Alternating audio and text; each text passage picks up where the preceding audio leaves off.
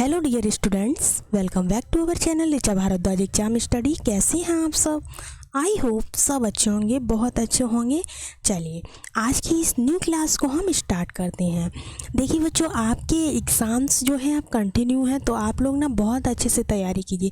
GK एक ऐसा portion है जो हर एग्ज़ाम के लिए इम्पॉर्टेंट होता है। तो आपके अलग अलग टॉपिक पर हम यहाँ पर वीडियोस लेकर आते हैं। तो आपको जो भी टॉपिक आपको सर्च करना है वो आप डालिए और जीके डालिए, आपका टॉपिक आपके सामने आ जाएगा। और अगर आपने अभी तक वीडियो को नहीं देखा है, पिछली वाली जो भी वीडियो रही हैं, तो आप चैनल में जाकर प्लेलिस्ट में जाकर चेक कर सकते हैं। ठीक है, चलिए शुरू करते हैं आज के पहले क्वेश्चन को। पहला क्वेश्चन आपका है, चंबल नहर जो है वो सिंचाई परियोजना संबंधित है। क्या कह रहे हैं यहाँ पर? तो यहाँ पर बात की जा रही है आपसे चंबल नहर के बारे में। किसके बारे में बात की जा रही है? चंबल नहर के बारे में। तो चंबल नहर सिंचाई परियोजना जो है वो किससे संबंध रखती है? सिंध बेसिन से, गंगा बेसिन से, यमुना बेसिन से या फिर ताप्ती बेसिन से? यहाँ पर 4 बेसिन दिए हुए हैं, चारों में से आपका राइट आंसर क्या हो जाएगा ये आपको बताना है। तो देखिएगा, चंबल नहर सिंचाई परियोजना जो है वो आपकी यमुना बेसिन से संबंधित है। किससे संबंधित है? यमुना बेसिन से। चलिए देखिएगा, जो आपकी चंबल घाटी परियोजना है बच्चों, वो राजस्थान और मध्य प्रदेश का संयुक्त उपक्रम है। आपसे पूछा जाए चंबल घाटी परियोजना जो वो कहाँ कहाँ पर है, तो राजस्थान और मध्य प्रदेश की संयुक्त उपक्रम है ये। इसकी शुरुआत जो है वो आपकी 1954 में चंबल नदी, यानी कि चंबल नदी जो है ना, यमुना की मुख्य सहायक नदी जिसको बोलते हैं। चंबल नदी क्या है? तो ये यमुना की मुख्य सहायक नदी के रूप में जानी जाती है। यहाँ पर हुई है, कब हुई है? 1954 में हुई है। परियोजना का जो उद्देश्य था वो क्या था, आपसे पूछ सकता है। तो परियोजना का उद्देश्य था सिंचाई, बिजली का उत्पादन और घाटी में मिट्टी के कटाव की रोकथाम। ठीक है, और नियंत्रण के लिए जो चंबल नदी का उपयोग किया गया था, इसके मतलब नियंत्रण के लिए इसका उपयोग किया गया था। इसमें जो भी इम्पोर्टेंट टॉपिक है उनके नीचे अंडरलाइन है, तो आप लोग उनको बहुत अच्छे से रिवीजन कर लीजिएगा। चलिए नेक्स्ट क्वेश्चन की तरफ मूव करते हैं। अगला क्वेश्चन हमारा स्क्रीन पर है, देखिएगा। भारत में सबसे लंबी सिंचाई नहर है।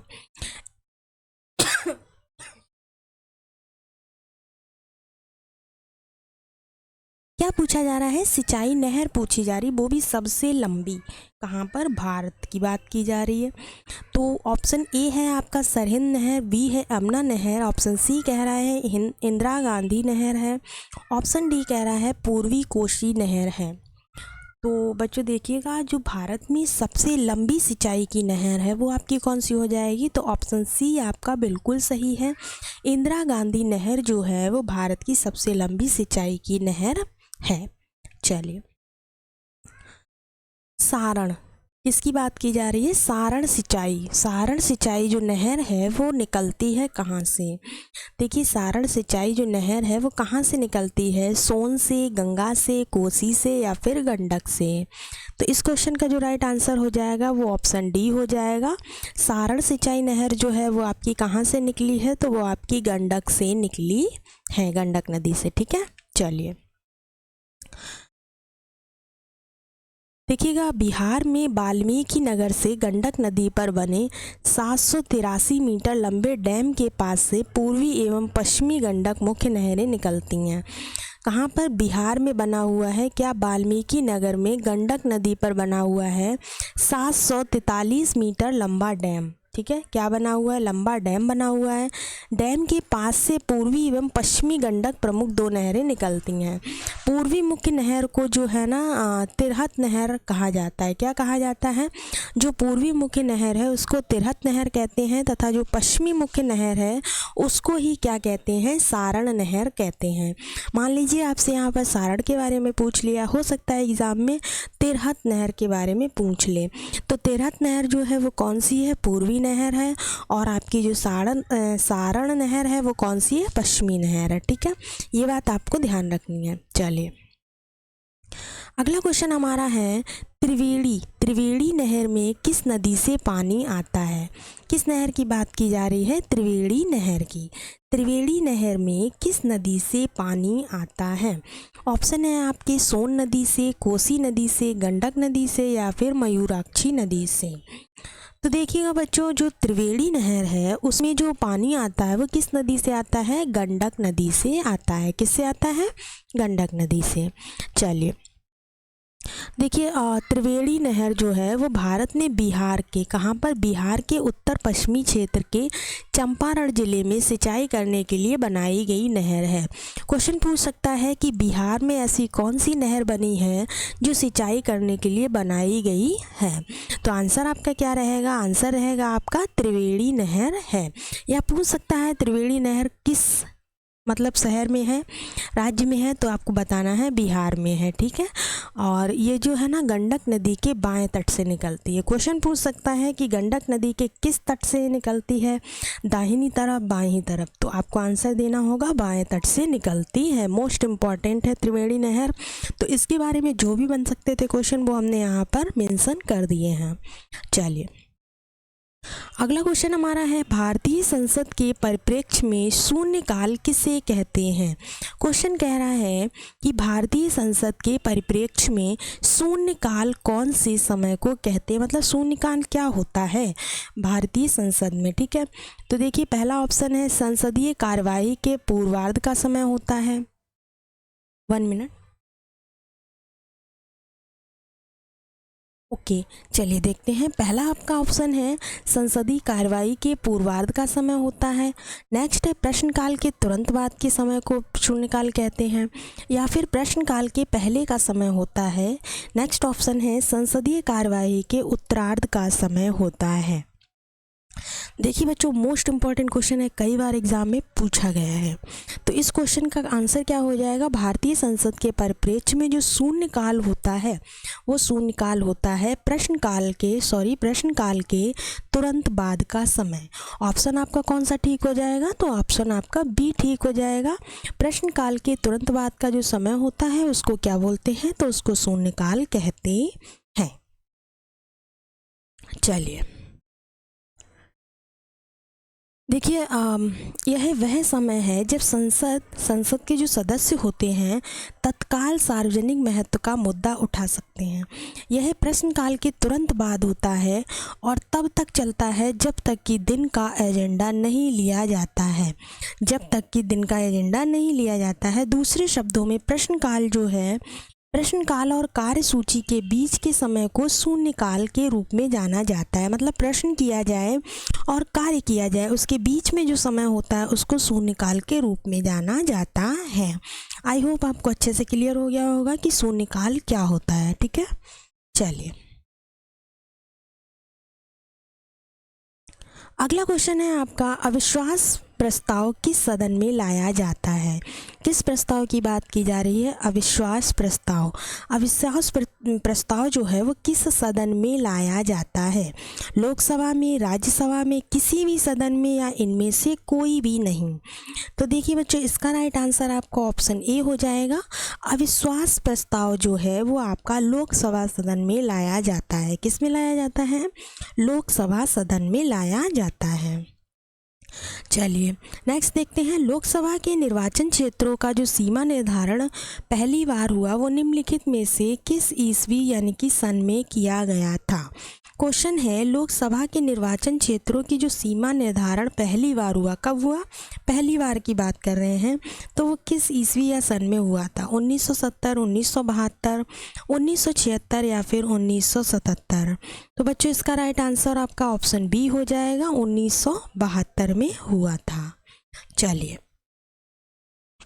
अगला क्वेश्चन है आपका, संविधान के अनुसार निम्नलिखित में से क्या शब्द सा भारत के राष्ट्रपति की शक्ति नहीं है? यहाँ पर पूछ रहे हैं निम्नलिखित में से जो संविधान के अनुसार इसमें से क्या शब्द हैं जो भारत के राष्ट्रपति की शक्ति नहीं है?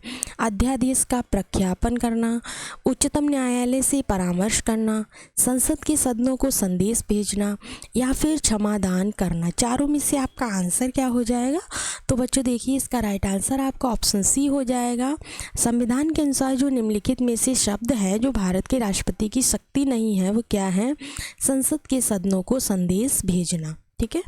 चलिए नेक्स्ट क्वेश्चन है, राज्यसभा के लिए नामित प्रथम फिल्म अभिनेत्री कौन थी? आपको बतानी है राज्यसभा के लिए नामित की गई प्रथम फिल्म की अभिनेत्री भी रही हैं, वो कौन थी? नरगिस दत्त थी, बैजंती माला थी, हेमा मालिनी थी, जयललिता थी। तो बच्चों देखिए इसका राइट आंसर आपका ऑप्शन ए हो जाएगा। कौन था? नरगिस दत्त थी, जो कि राज्यसभा के लिए नामित की गई पहली फिल्म अभिनेत्री थी। ठीक है, चलिए देखिएगा बच्चों, राज्यसभा में किस राज्य के प्रतिनिधियों की संख्या सर्वाधिक है? बात की जा रही है राज्यसभा की। यहाँ पूछा जा रहा है कि किस राज्य के, उस राज्य का नाम बताना है जहाँ के प्रतिनिधियों की संख्या सर्वाधिक है। आंध्र प्रदेश है, मध्य प्रदेश है, बिहार है, उत्तर प्रदेश है। ठीक है, तो आपका राइट आंसर क्या हो जाएगा इस क्वेश्चन का? तो देखिए वो जो प्रतिनिधियों की संख्या सर्वाधिक है वो आपका यूपी यानी कि उत्तर प्रदेश हो जाएगा। कौन सा हो जाएगा? उत्तर प्रदेश आपका राइट आंसर होगा। चलिए नेक्स्ट देख लेते हैं। देखिएगा संविधान की चौथी अनुसूची जो है उसके अंतर्गत विभिन्न राज्यों और संघ राज्य क्षेत्रों के लिए सीटों के आवंटन का प्रावधान है। ठीक है, सीटों का जो आवंटन होता है वो किसके प्रावधान पर होता है? तो चौथी अनुसूची के अंतर्गत आता है। उत्तर प्रदेश राज्य से सदस्यों की जो संख्या है वो सर्वाधिक कितनी है? 31 है। अरुणाचल प्रदेश हो गया, गोवा हो गया, मणिपुर हो गया, मेघालय हो गया, मिजोरम हो गया, नागालैंड हो गया, सिक्किम और त्रिपुरा, इन राज्यों से केवल एक एक सदस्य हैं। उत्तर प्रदेश से कितने हैं? तो 31 हैं। बाकी जो राज्य यहाँ पर दिए गए उनसे कितने हैं? एक एक सदस्य हैं। ठीक है, चलिए नेक्स्ट देखते हैं। भारत के प्रथम उपराष्ट्रपति थे कौन? भारत के प्रथम उपराष्ट्रपति की बात की जा रही है। Doctor MS. स्वामी राधाकृष्णन थे, डॉक्टर जाकिर हुसैन थे, जी.वी. कृपलानी थे, गोपाल स्वरूप पाठक थे। तो बच्चों देखिए जो भारत के प्रथम उपराष्ट्रपति की बात हो रही है तो प्रथम उपराष्ट्रपति जो थे भारत के वो आपके थे, ऑप्शन ए सही होगा, डॉक्टर एस राधाकृष्णन थे। कौन थे? Doctor S Radhakrishnan. चलिए नेक्स्ट देखते हैं। और डॉक्टर एस राधाकृष्णन जो हैं भारत के पहले उपराष्ट्रपति थे। कैसे थे? भारत के पहले।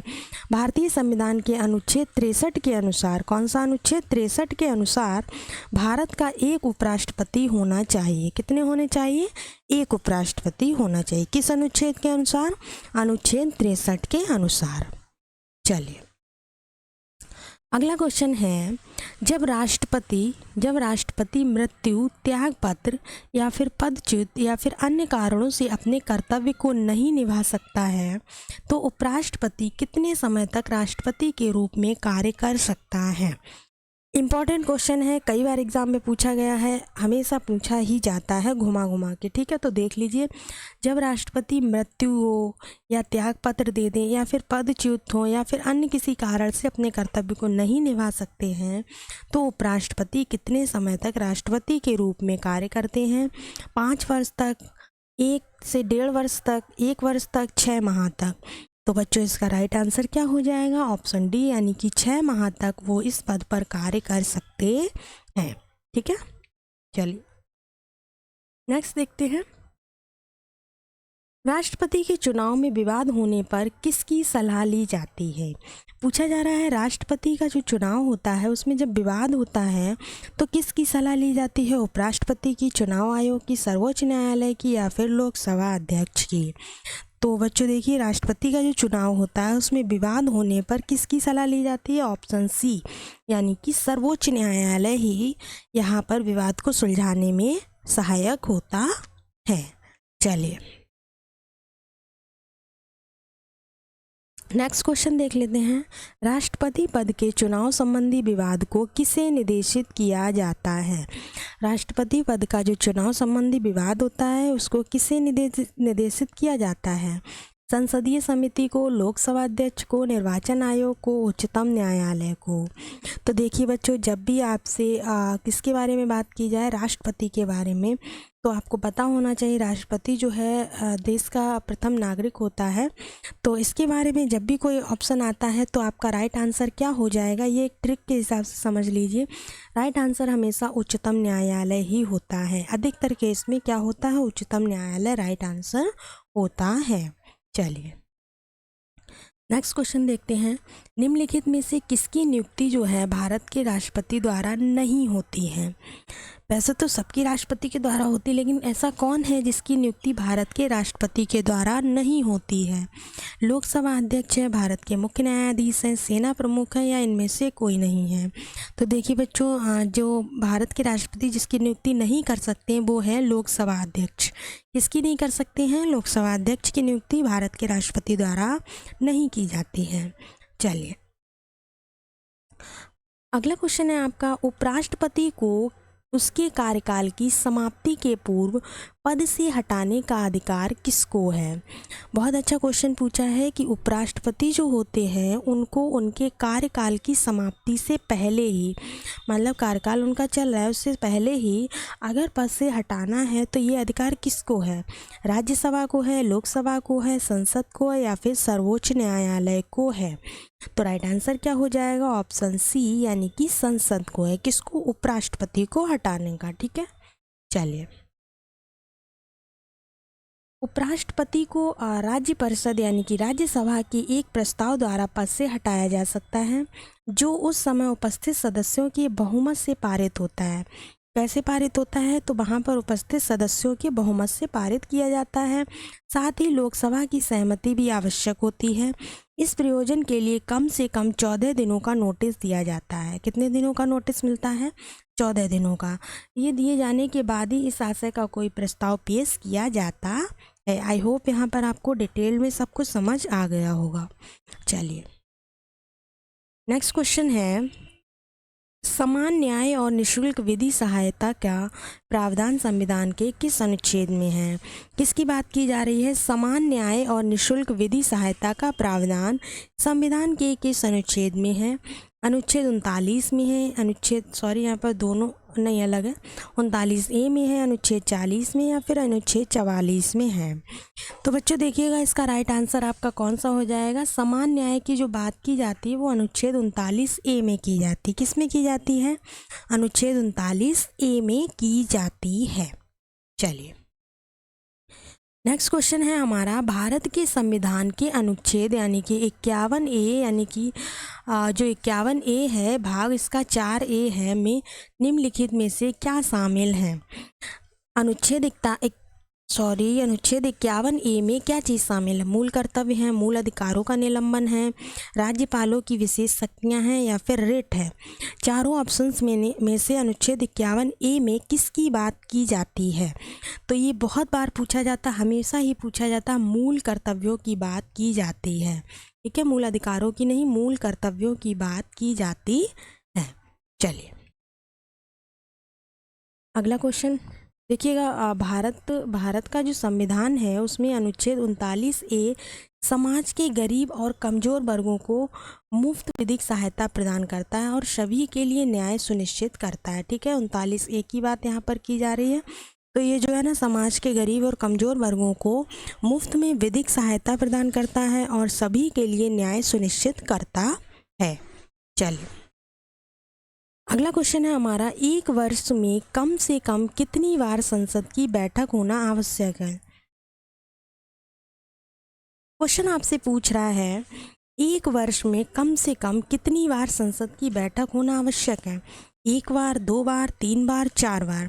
बात किसकी की जा रही है? एक वर्ष की। एक वर्ष में बैठक कितनी बार होनी चाहिए? तो 2 बार कम से कम होनी चाहिए। ज़्यादा से ज़्यादा कितनी बार हो जाए, पर 2 बार से कम नहीं होनी चाहिए।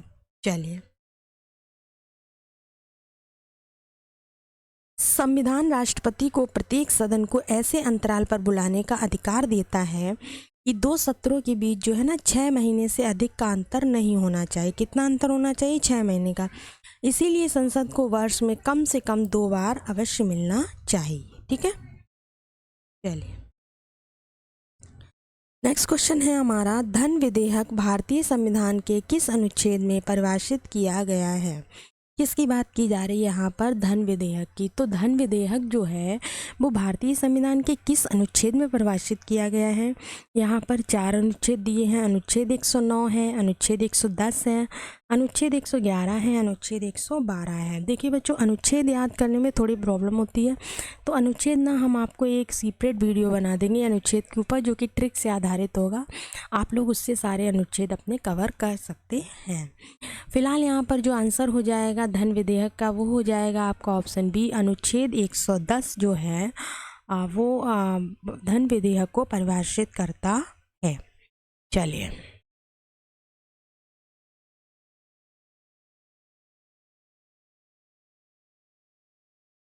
चलिए बच्चों, नेक्स्ट देखते हैं। एक धन विधेयक जो होता है उसको संविधान के अनुच्छेद 110 द्वारा परिभाषित किया जाता है। एक मसौदा कानून के रूप में जिसमें केवल प्रावधान है जो कि उसमें सूचीबद्ध सभी या किसी भी मामले से संबंधित होता है। ठीक है, चलिए बच्चों, आई होप आपको क्लास पसंद आई होगी। अगर क्लास पसंद आई, चैनल पर पहली बार विजिट कर रहे हैं तो चैनल को लाइक करिए, सब्सक्राइब करिए और शेयर कीजिए और अपना बहुत सारा प्यार दीजिए। बच्चों, क्या है ना कि आपके एक लाइक, एक सब्सक्राइब, एक शेयर से ना हमारा मोटिवेशन बढ़ता है, जिससे कि हमें आपके लिए कुछ और अच्छा करने की प्रेरणा मिलती है। तो आप लोगों ने अगर चैनल को अभी तक सब्सक्राइब नहीं किया है तो सब्सक्राइब कर लीजिए, अपने फ्रेंडों के साथ शेयर कीजिए, दूसरों की भी मदद हो सके। ठीक है, चलिए मिलते हैं नेक्स्ट वीडियो में, तब तक के लिए धन्यवाद।